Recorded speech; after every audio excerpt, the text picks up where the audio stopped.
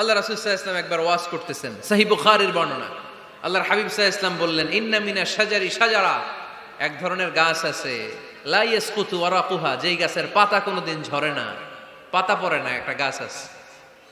মাসালুহা কামাসালিল মুসলিম, এই পাতার দৃষ্টান্ত মুসলিমের দৃষ্টান্ত একই। হাদ্দিসুনি মা হিয়া, দেখি তো কোন সাহাবী বলতে পারে এটা কোন গাছ। আল্লাহর হাবিব বললেন, এমন একটা গাছ আছে যেই গাছের কোনো পাতা ঝরে না। এই পাতার দৃষ্টান্ত, গাছের দৃষ্টান্ত, মুমিনের দৃষ্টান্ত একরকম। ফাহাদ্দিসুনি মা হিয়া, কে আছো বলতে পারো এটা কোন গাছ?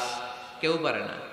সাহাবারা মনে করছে এটা মরুভূমির কোন একটা গাছ হবে। কেউ বাড়ির পাশে যে খেজুর গাছ আছে এটা খেয়াল করে নাই, সবাই চলে গেছে অন্য গাছের দিকে। ক্যাকটাস, গুলমলতা, মরুভূমির রেয়ার যে গাছগুলো আছে, দুর্লভ দুষ্প্রাপ্য গাছগুলো, তারা এক একজন একটার পর নাম বলতে আরম্ভ করলো। আল্লাহ রাসূল সাল্লাল্লাহু আলাইহি ওয়াসাল্লাম বললেন হয় নাই, একজন বলে একটা, আল্লাহর হাবিব বললেন হয় নাই। সবশেষে কেউ যখন পারে না, আল্লাহ রাসূল সাল্লাল্লাহু আলাইহি ওয়াসাল্লাম বললেন ইন্নাহা আন-নাখলা, এটা খেজুর গাছ। এটা কি গাছ? সবাই বলেন কি গাছ? খেজুর গাছ। কেউ পারে নাই। ওয়াজ শেষ, নসিহত শেষ, সবাই বাড়ি ফিরে যাচ্ছে। সাইয়েদনা ওমর ফারুক রাদিয়াল্লাহু তাআলা আনহু, উনি ওনার ছেলে আব্দুল্লাহ ইবনে ওমরকে নিয়ে যাচ্ছে।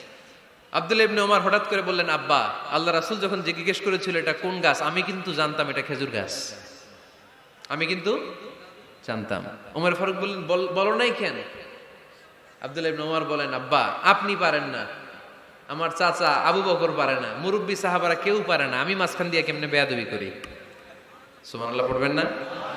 ওমরে ফারুক বললেন, বলো কি, তুমি যদি আজকে বিশ্বনবীর সামনে উত্তরটা দিতে পারতা, আমার ছেলে উত্তর দিতে পেরেছে, এটা জেনে আমার বুকটা এত বড় হয়ে যেত। ও আব্দুল্লাহ, কেন তুমি বললা না?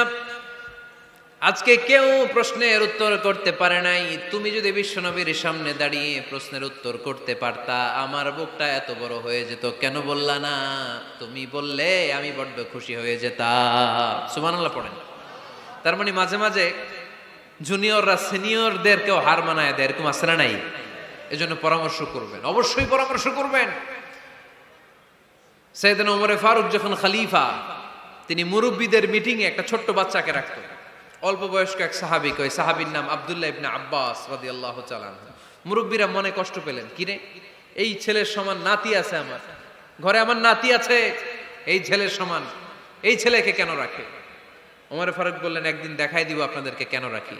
ওমর ফারুক একদিন সবাইকে বললেন, ইদা জাআ নাসরুল্লাহি ওয়াল ফাতহ ওয়া রাআইতান নাস ইয়াদখুলুনা ফি দীনিল্লাহি আফওয়াজা, এটা কোন প্রেক্ষাপটে নাজিল হয়েছে আপনারা কে জানেন বলেন তো?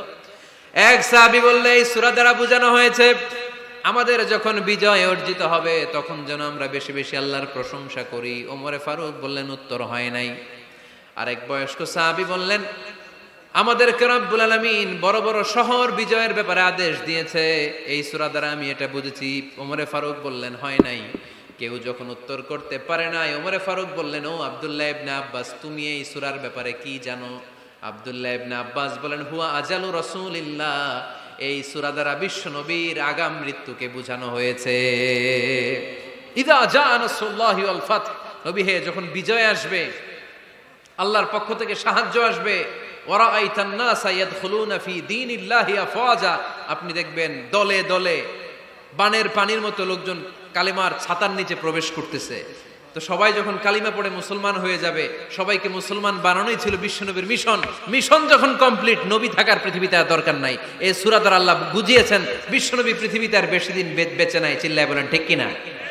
ওমর ফারুক ডেকে বললেন, আব্দুল্লাহ, মারহাবা, মারহাবান বিকা ইয়া আব্দুল্লাহ ইবনে আব্বাস, ও আব্দুল্লাহ ইবনে আব্বাস, মাশাআল্লাহ তাবারাকাল্লাহ, কেউ সঠিক উত্তর না দিতে পারলেও তুমি সঠিক উত্তর দিয়েছো। তুমি এই সূরার ব্যাপারে যতটুকু জানো আমিও জানি ততটুকু পড়েন, সুবহানাল্লাহ, তুমি সঠিক উত্তর দিয়েছো। এই হাদিসগুলো প্রমাণ করে মাঝে মাঝে জুনিয়ররা সিনিয়রদেরকেও হারিয়ে দেয়। চিল্লায় বলেন ঠিক কিনা? এজন্য মাঝে মাঝে বাচ্চা ছেলেদেরও পরামর্শের দরকার আছে না নাই? ঘরে সুখ নাই, শান্তি নাই, কারণ পরামর্শ করেন না তো। আব্বা আম্মার পরামর্শ নেন, স্ত্রীদের পরামর্শ নেন, ছেলে মেয়েদের পরামর্শ নেন। গুরুত্বপূর্ণ সিদ্ধান্ত নেওয়ার আগে পরামর্শ করে সিদ্ধান্তগুলো নেওয়ার দরকার আছে না নাই? পরামর্শ করে ফ্যামিলি মিটিংয়ে যদি আমরা সিদ্ধান্ত নেই, ওই সিদ্ধান্তে বরকত দিবে কে? আওয়াজ করে বলেন, ওই ঘরটারে বরকতময় করে কে? কয়টা গেল? 7টা। 8 নাম্বার হচ্ছে, প্রত্যেকটা ঘরে এক একটা পারিবারিক পাঠাগার গড়া চাই, ফ্যামিলি লাইব্রেরি। কার কার ঘরে পারিবারিক পাঠাগার আছে দেখি সুজানগরে? মাশাআল্লাহ, মাশাআল্লাহ পড়েন, আওয়াজ করে পড়েন মারহাবা। যাদের ঘরে নাই তাদের ঘরে একটা পাঠাগারের দরকার আছে না নাই? একটা শোকেস বানাবেন, ওখানে ইসলামী বইগুলো রাখবেন, ইসলামী সাহিত্যগুলো রাখবেন, তাফসিরগুলো রাখবেন, হাদিসের বইগুলো রাখবেন। একটা পারিবারিক পাঠাগারের দরকার আছে না নাই? কোরআনের প্রথম আয়াত হয়েছে পড়ো। কোরআনের প্রথম আয়াত কি? আল কোরআনের প্রথম বাণী পড়ো, আল হাদিসে নবীর কথা পড়ো। আল কোরআনের প্রথম বাণী পড়ো, আল হাদিসে নবীর কথা পড়ো। পড়ে পড়ে শেখো, শিখে শিখে তুমি তোমার নিজের জীবন গড়ো। পড়েন আমিন। কোরআনের প্রথম কথা কি? ইকরা, পড়ো। কোরআনের প্রথম কথা কি? ইকরা বিসমি রাব্বিকাল্লাযী খালাক, খালাকাল ইনসানা মিন আলাক। اقرأ وربك الأكرم الذي علم بالقلم علم الإنسان ما لم يعلم পড়েন সুবহানাল্লাহ। পড়ো তোমার প্রভুর নামে যিনি তোমায় শিখিয়েছেন। Read in the name of your Lord who has created. পড়ো, পড়ার কোনো বিকল্প নাই, আপনার পড়তেই হবে। বেঁচে আছেন পড়েন, সুস্থ তো পড়েন, অসুস্থ পড়েন, মরে যাচ্ছেন তখনও পড়েন, পড়তে পড়তে মরেন। ও মিয়া, মরার সময় পড়ার দরকার আছে না নাই? মরার সময় পড়বেন লা ইলাহা ইল্লাল্লাহ মুহাম্মাদুর। এটা না পড়লে হবে? তার মানে মরার সময়ও পড়তে হবে। চিল্লায় বলেন ঠিক কিনা? তাহলে সুখী, সমৃদ্ধ, আলোকিত একটা পরিবার গড়ার 8 নম্বর পয়েন্ট হচ্ছে একটা ফ্যামিলি লাইব্রেরি। প্রত্যেকটা ঘরে শান্ত যেন নেই, যে আমাদের প্রত্যেকের ঘরে আমরা যেন ছোট্ট করে একটা পাঠাগার বানাই। ওখানে যেন বিভিন্ন ধরনের বই, বিভিন্ন ধরনের বইয়ের কালেকশন রাখি। বই কিনুন, বই পড়ুন, প্রিয়জনকে বই উপহার দিন। বই কিনে কেউ কোনোদিন দেউলিয়া হয় নাই, ঠিক কিনা? পড়তে রাজি আছেন তো? এই যে কোরআনের বঙ্গানুবাদ পাওয়া যায় না এখন, কথা বলেন। স্মার্টফোন আছে কার কার দেখি? হ্যাঁ, কারা কারা স্মার্ট দেখি? হাজার হাজার স্মার্ট, মাশাআল্লাহ। এই স্মার্টফোনের ভেতরে আল কোরআন নামে বাংলায় কোরআনের একটা অ্যাপস পাওয়া যায়। কথা বলেন, পাওয়া যায় কি যায় না? আজকে থেকে এই অ্যাপসটা ডাউনলোড করে প্রতিদিন 1 আয়াত, 2 আয়াত, 3 আয়াত করে পড়া শুরু করে দেন। বাঁচতে হলে পড়তে হবে, বাঁচতে হলে জানতে হবে, ঠিক কিনা? এই স্লোগান আমাদেরকে শিখায়। এই স্লোগান তো আল্লাহ, এই স্লোগান দিয়েই তো আল্লাহ কোরআন শুরু করছে। ইকরা বিসমি রাব্বিকাল্লাযী খালাক। বাঁচতে হলে জানতে হবে, বাঁচতে হলে পড়তে হবে, পড়ার কোনো বিকল্প নাই। আওয়াজ করে বলেন ঠিক কিনা? সুজানগরের ভাইয়েরা, মোবাইলের অ্যাপসের ভেতরে আমরা কোরআন রাখতে রাজি আছি তো সবাই? হাদিসের অ্যাপস ডাউনলোড করতে রাজি আছি তো? বাস রাজি আছি, ডাউনলোড করে রাইখা দেবো, আর কেউ পড়বো না নাকি? হ্যাঁ, প্রতিদিন একটা আয়াত হলেও যেন আমরা পড়ি। আল্লাহ যা বলা দরকার সব বলে দিয়ে গেছে, নতুন করে আর কিছু বলবে না। আমরা যেন পড়াশোনা করি, আমরা যেন একটা পাঠাগার বানাই। আবারও কখনো আসার সুযোগ হলে আমি জিজ্ঞেস করবো, যদি আমার মনে থাকে, যে আপনাদের পাঠাগার আছে কার কার ঘরে। সেদিন সবার হাত তুলতে হবে। এমনি পারা যাবে তো? আল্লাহ তুমি তৌফিক দাও। এজন্য একা একা সিদ্ধান্ত নিবেন না, নারীদের কাছ থেকেও পরামর্শ নিবেন।